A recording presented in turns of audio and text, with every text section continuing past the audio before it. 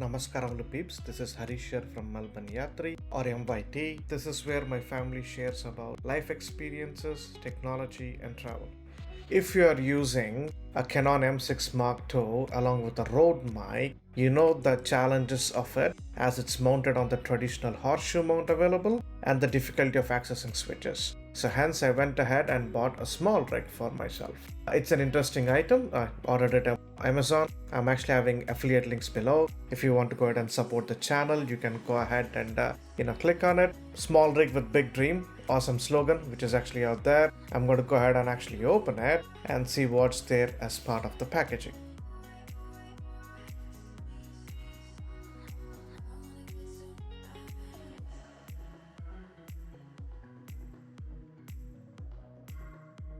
What I have is the small rig, which is custom designed for the Canon M6 Mark II. As you can see, you have that padded portion up there so that the aluminium piece does not scratch the camera on the bottom side, and then you just have the screw to go ahead and actually mount it to the standard traditional camera mount which is there. You do have two slots for the mics to go or accessories to go ahead and fit. This is an interesting tool that's provided along with the small rig itself, okay, which you can go ahead and use to tighten the screw which actually fits into the camera. So it's a pretty neat setup, and it's actually being held by 3 magnets. You have 3 magnets there which will hold it up, so you did not look for a screwdriver anywhere, and it's straightforwardly used to screw in and out that particular screw for mounting.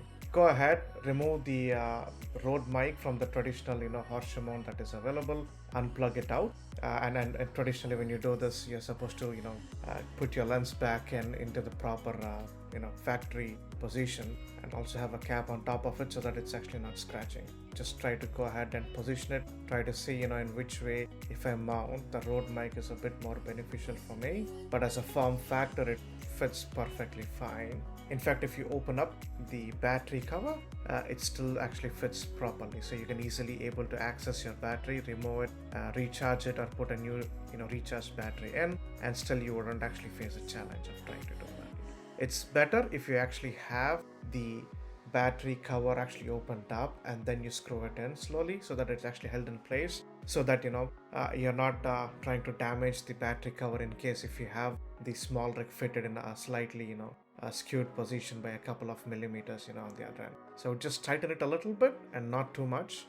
Just have it tightened by hand, nothing much, so that you don't want to strip out the screw which is inside the camera. It's a pretty good access, or even for the mic, the small rig doesn't obstruct it, even the the side mounting position which is available. So I would just insert the same 3.5mm jack in it, go ahead and actually mount it on the side. You have a side and bottom, but then I would prefer mounting it on the side and screw it up in a clockwise direction, so that it's actually a bit tightened up, and the Rode mic is fixed to one of the horseshoes on the side. I'm fixing it to the horseshoe on the side rather than the bottom, because on the bottom side I would like to use the accessories to mount a tripod.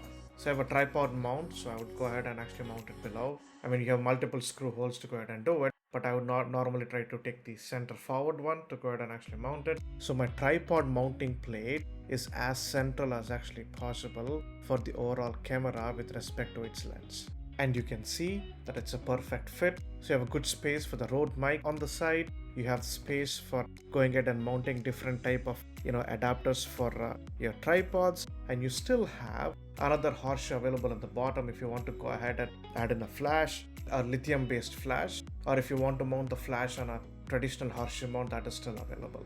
So all in all, small rig is actually value for money.